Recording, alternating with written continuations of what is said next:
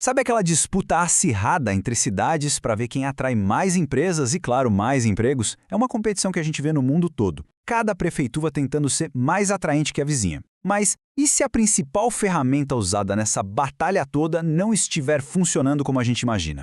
Bom, vamos lá. A grande questão que tira o sono de muito gestor público é essa.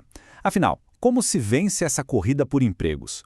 O que faz uma empresa escolher se instalar na cidade A e não na cidade B, que fica logo ao lado? A resposta, que quase sempre vem primeiro, quase que no automático, é entrar na chamada guerra fiscal. A lógica parece simples, né? Oferecer mais isenções, mais benefícios. Basicamente, quem der o maior lance financeiro leva a empresa para casa. Essa estratégia toda se baseia numa ideia que parece muito sólida, a de que incentivos financeiros são a arma mais poderosa para o crescimento de uma cidade. É a grande caçada por empresas, onde o dinheiro, teoricamente, fala mais alto que tudo. Só para todo mundo ficar na mesma página, quando a gente fala de incentivos fiscais, estamos falando disso aqui. Isenção de impostos, subsídios, às vezes até a doação de um terreno. O objetivo no papel é sempre o mesmo, claro, movimentar a economia e, o mais importante, gerar empregos. Tá, mas e na prática? Como essa teoria toda se sai no mundo real? Pois bem, um estudo de caso super interessante da cidade de Montes Claros, lá em Minas Gerais, resolveu botar essa ideia à prova. E a aposta que eles fizeram foi bem alta. Olha só o que a cidade colocou na mesa. Isenção de impostos como IPTU e ISS por até 10 anos. E mais, doação ou um belo subsídio em terrenos. Em troca, as empresas tinham que gerar entre 50 e 100 vagas de emprego e contratar no mínimo 80% de gente da região. Um pacote bem clássico que parece recusável.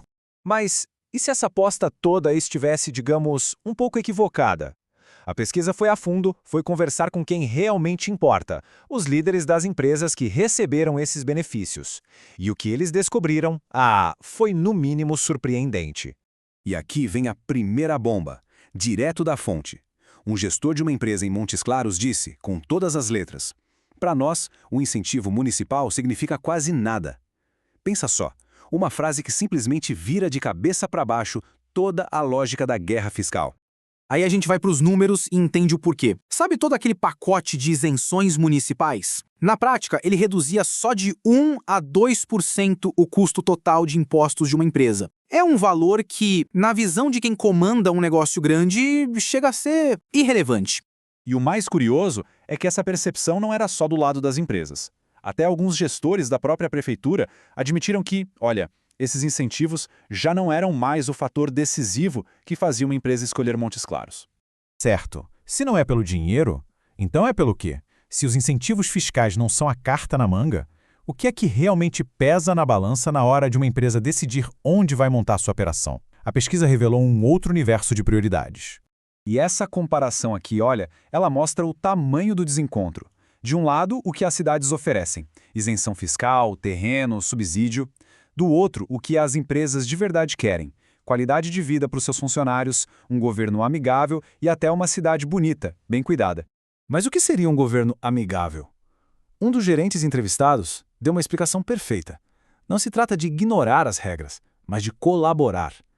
É a diferença enorme entre um fiscal que senta e pergunta, ok, como a gente resolve? De quanto tempo você precisa para se adequar? E aquele que só chega e diz, tá errado, toma aqui a multa. E sobre a qualidade de vida? Esse depoimento é fortíssimo. Uma empresa perdeu um talento, um funcionário qualificado, porque o cara simplesmente queria levar a esposa para jantar e não achou um restaurante que o agradasse na cidade. Isso mostra como detalhes que parecem pequenos têm um impacto gigante na capacidade de uma empresa atrair e, principalmente, manter seus talentos.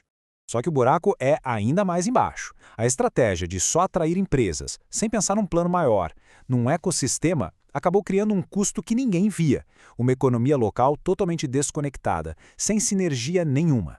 Para entender isso, a gente precisa falar rapidinho sobre externalidades. É um termo da economia para os efeitos colaterais de uma atividade. Por exemplo, uma externalidade positiva é quando várias empresas de tecnologia se instalam no mesmo lugar, e a inovação de uma acaba ajudando a outra, e todo mundo cresce junto. O que a pesquisa em Montes Claros descobriu foi justamente uma falha em criar essas externalidades positivas. O resultado foi o que chamaram de economia desconectada, onde as empresas estavam lá, uma do lado da outra, mas não conversavam, não colaboravam. E como isso aparecia na prática? Bom, os laços entre as empresas eram fracos, ninguém trocava conhecimento. As parcerias com as universidades eram raras. A maioria das empresas comprava seus insumos de São Paulo, em vez de fomentar fornecedores locais. E a mão de obra da cidade, em alguns casos, foi descrita como péssima. Essa fala de um dos gestores resume tudo. Lembra daquela exigência de contratar 80% de mão de obra local? Na prática, ele estimou que, nos cargos mais importantes, no máximo 20% eram da cidade. O resto, segundo ele, precisava ser importado. Diante desse cenário todo, fica a pergunta: o que é então uma cidade verdadeiramente atrativa? O estudo sugere que a gente precisa de um novo manual, uma nova forma de pensar o crescimento das cidades que vá muito além dessa guerrinha fiscal. E a grande lição parece ser essa: uma mudança radical de foco. Em vez de a energia toda ir para cortar impostos para as empresas, a estratégia deveria ser construir uma cidade melhor para as pessoas. A lógica é que se as pessoas quiserem morar ali, as empresas virão atrás delas. Resumindo tudo, essa análise nos deixa com 3 grandes provocações para pensar. Primeira, qualidade de vida pode sim ser mais importante que incentivo fiscal. Segunda, só sair atraindo empresas sem um plano maior não gera uma economia local forte de verdade. E terceira, tentar impor condições sociais sem diálogo geralmente não funciona bem com as empresas. Isso tudo nos leva a uma reflexão final, que vale para todo mundo. O que faz a cidade onde a gente vive ser, de fato, um ótimo lugar para morar? Talvez a resposta para essa pergunta seja o verdadeiro segredo para construir não só uma cidade rica, mas uma cidade próspera e atrativa de verdade.